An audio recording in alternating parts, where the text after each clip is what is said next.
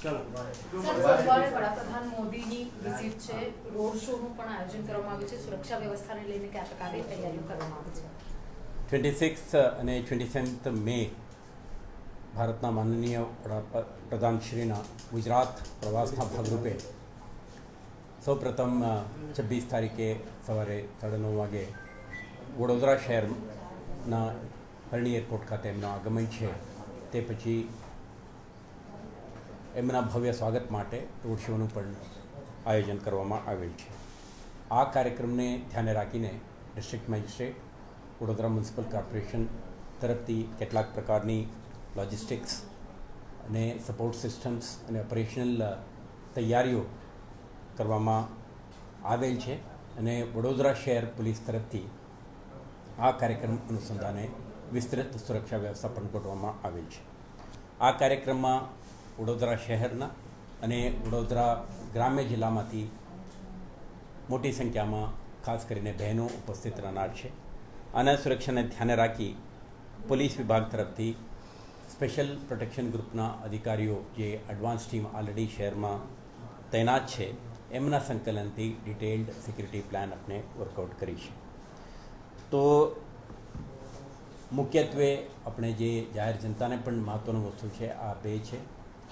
આ કાર્યક્રમમાં ભાગ લેનાર કેટલાક બહેનો ગ્રામ્ય વિસ્તારમાંથી પણ આવનાર છે અને શહેરના જુદા જુદા વિસ્તારમાંથી ભેગા થનાર છે. અને ધ્યાને રાખીને જે એરપોર્ટના જે આખા સ્વાગત કાર્યક્રમનું રૂટ છે અને આઇસોલેટ કરીને એક ટ્રાફિક ડાયવર્શન પ્લાન તૈયાર કરીને જાહેરનામા બહાર પાડી છે, જે આપણે પબ્લિકમાં ઓલરેડી જાહેરાત કરી છે. આના ભાગરૂપે સવારથી જ આ જાહેરનામા 26 તારીખે સવારથી જ જાહેરનામા અમલમાં આવશે. એટલે આ વિસ્તારમાં વાહન ચલાવવું પ્રતિબંધિત છે, જેથી કરીને અલગ અલગ આલ્ટરનેટ રૂટ ઉપર વાહનો ચલાવવાનું રહે. સાથે સાથે સુરક્ષાને ધ્યાને રાખીને આપણે નો ડ્રોન ઝોન પણ આપણે જાહેરાત કરી છે. આ નો ફ્લાય ઝોનના ઇમ્પ્લિમેન્ટેશન માટે સ્પેશિયલ ઓપરેશન ગ્રુપના ટીમો શહેરમાં સક્રિય બની રહેશે.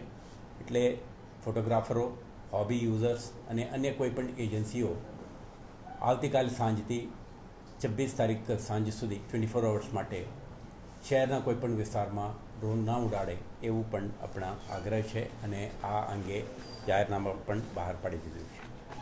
સુરક્ષાના ભાગરૂપે આપણે શહેર પોલીસના કોન્સ્ટેબલથી માંડીને કમિશનર સુધીના તમામ અધિકારીઓ આમાં જુદા જુદા રોલ એન્ડ રિસ્પોન્સિબિલિટી આપવામાં આવી છે. તો આપણે 7 જેટલા ડીસીપીઓ, 15થી વધારે એસીપી અને 70થી વધારે ઇન્સ્પેક્ટરો અને 100થી વધારે સબ ઇન્સ્પેક્ટરો મળી 2000થી વધારે પોલીસ અધિકારી કર્મચારીઓ આ બંદોબસ્તમાં તૈનાત રહેશે. સાથે સાથે આપણે મહાનુભાવના સુરક્ષાને ધ્યાને રાખી એસપીજીના જો ટીમ અને એનઆઈસી અને ચેતક કમાન્ડોના અન્ય ટુકડીઓ પણ જરૂરિયાતના મુજબ આપણે વ્યૂહાત્મક સ્થળોએ આવા ટીમો પણ તૈનાત રહેશે. તો આ એક મહાનુભાવના સુરક્ષા, ક્રાઉડ મેનેજમેન્ટ અને ટ્રાફિક ડાયવર્શન અને એના ઇફેક્ટિવ ઇમ્પ્લિમેન્ટેશન માટે જુદા જુદા ટીમો આવતીકાલથી સતર્ક રહેશે. જાહેર જનતાને આપણે ખાસ અનુરોધ છે કે આવતીકાલે સાંજે પણ આપણે ફરીથી તમને અવગત કરીશું સોશિયલ મીડિયા મારફતે, પ્રિન્ટ એન્ડ ઇલેક્ટ્રોનિક મીડિયા મારફતે. ઓલરેડી આપણે જાહેરનામા બહાર પાડી દીધું છે.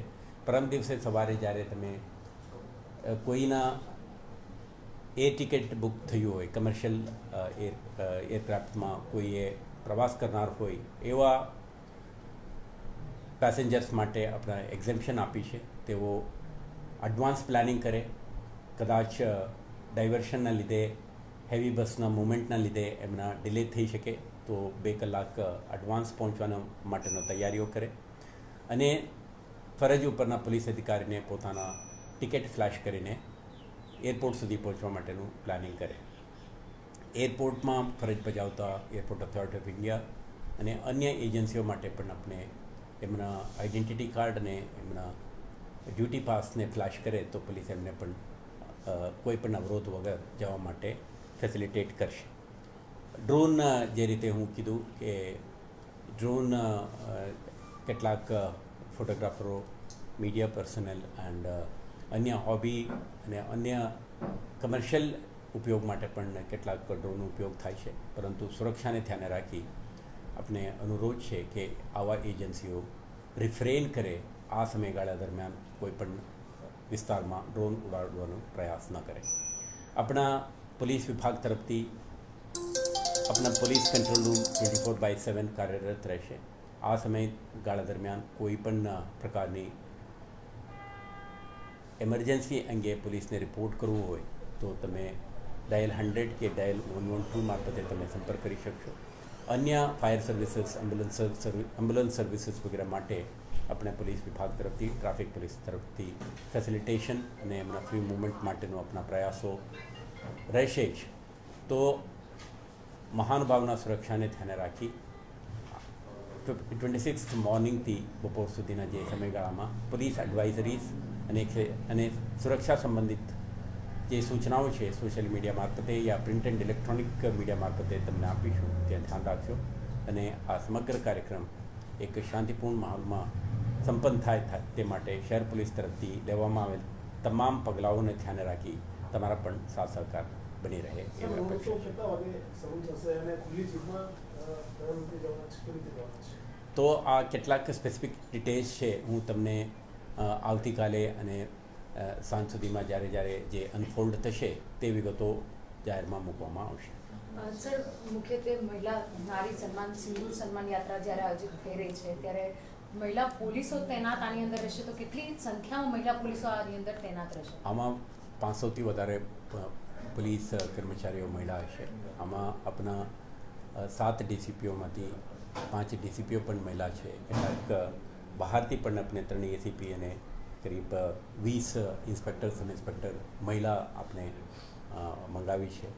એટલે સમગ્ર બંદોબસ્ત દરમિયાન જે મહિલા ના પાર્ટિસિપેશનને ધ્યાને રાખીને શહેર પોલીસ તરફથી મહિલા પોલીસ કોમ્પોનન્ટને પણ પૂરતા સંખ્યામાં આપણે તૈનાત કરી છે, જેથી કરીને ભાગ લેનાર કોઈ પણ નાગરિકને અનાનુકૂળતા ના થાય.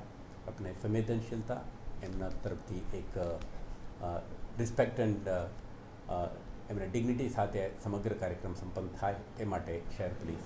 સર, રોડ શો ક્યાંથી શરૂ થશે અને ક્યાં પૂરો થશે, એનું અંતર કેટલું હશે? તો આ લગભગ 1 કિલોમીટરના અંતર છે. એરપોર્ટથી, ઓલ્ડ એરપોર્ટથી આપણા એરફોર્સ ગેટ સુધીના આ વિસ્તારમાં રોડ શોનું આયોજન છે. સર, સુરક્ષા માટે લઈને એક પરિપત્ર બહાર પાડવાનું છે ડ્રોન માટે. સર, બીજો એક સવાલ એ છે કે આ જે રોયલ મેળો શરૂ થવાનો છે, ભાઈ એ પરમિશન મળી છે અને આપવામાં આવી છે, તો એ કંઈ